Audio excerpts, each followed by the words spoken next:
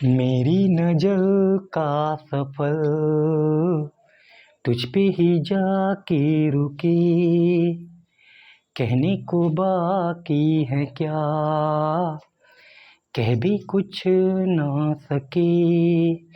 मेरी निगाहें, मेरी वफ़ाएं, मेरी अदाएं बेखबर, मैं तुझसे ही छुप छुप कर तेरी आँखें पढ़ता हूँ। कौन तुम्हें यूं प्यार करेगा जैसे मैं तुम्हें करता हूँ।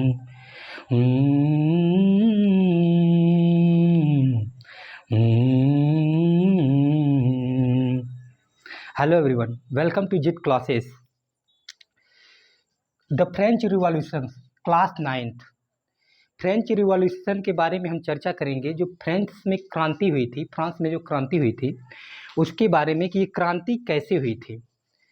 जनरली इस क्रांति में जो मेन लीडर का किरदार निभाता है वो है लुईस 14वां, एक निरंकुश राजा जिसे अपनी प्रजा का कोई भी ध्यान न हो। एक नंबर का मतलब निठल्ला समझ लेना प्रजा को, ठीक है, कि प्रजा का उसके लाइफ में, उसको किंग बनने में उसका कोई योगदान नहीं है और प्रजा एक तरह से सर्वेंट है और उसमें हमें क्या करना है, उसको उससे शोषण करना, उससे अब्यूज़ करना है। कोई भी एक्टिविटी हो जो भी प्रजा को हम दे देते हैं तो उस प्रजा से हमें क्या करना, एक ऐसी अपेक्षा करना जिससे प्रजा एक नौकर की तरह साबित हो।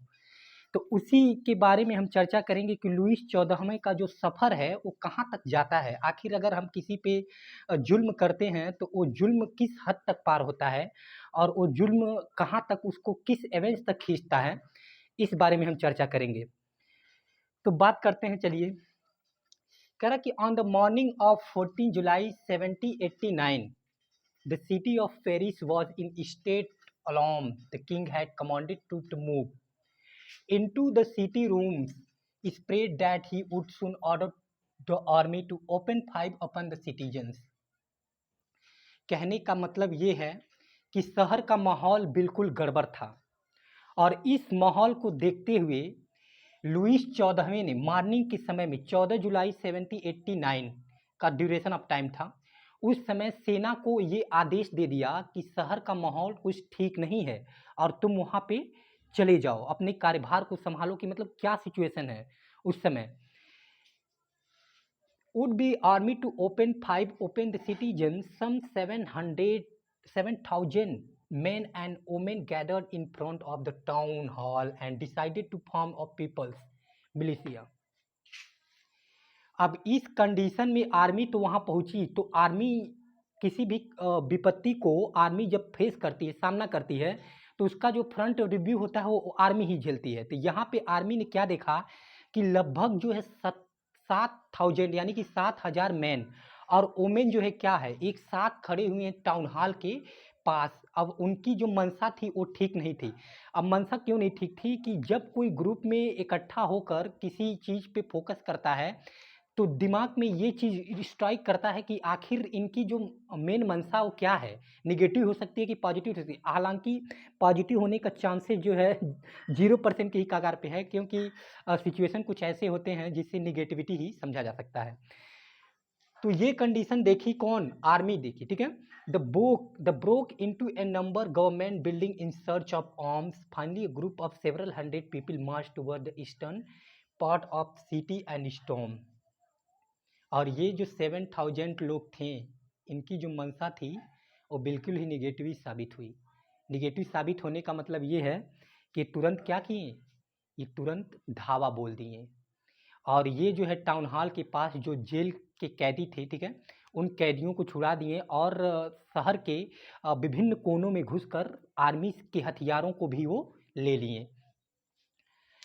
War is hoped and 100 ammunition on armed fight followed. The commander of the Bastille was killed and the prisoner released.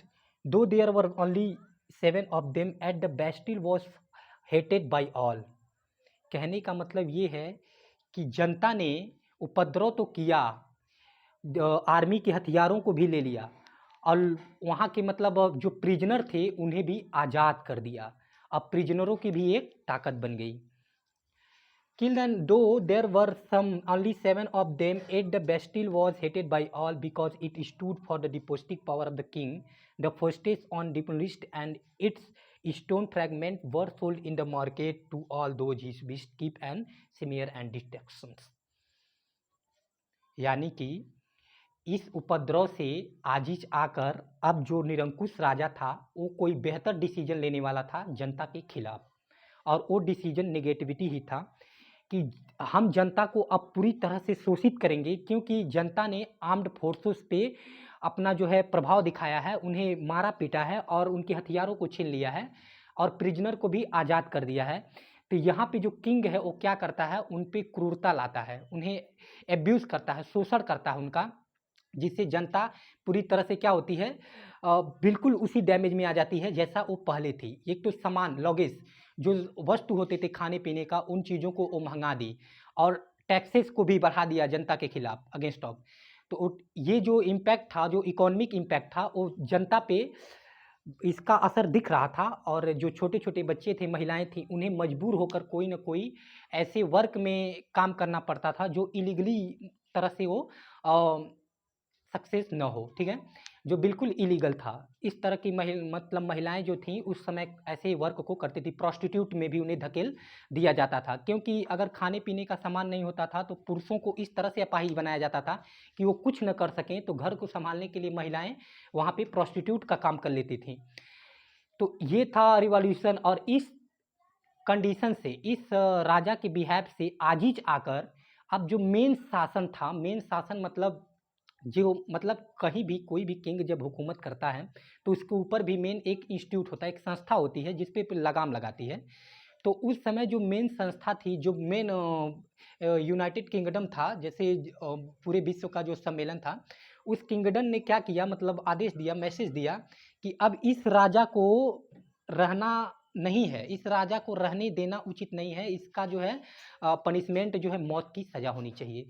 अब फाइनली जो है उस राजा को वही पनिशमेंट मिला जिसको लोगों की ज़रूरत थी, लोगों की तलाश थी। कहने का मतलब ये है कि उस राजा का अंत कर दिया गया। आज के लिए रिव्यू इतना ही। अब कल मिलेंगे और रिवॉल्यूशन के बारे में हम फर्स्ट कंटेंट इसमें चर्चा करेंगे, ओवरव्यू देंगे बढ़िया से। Okay my dear, best of luck all of you and as you want.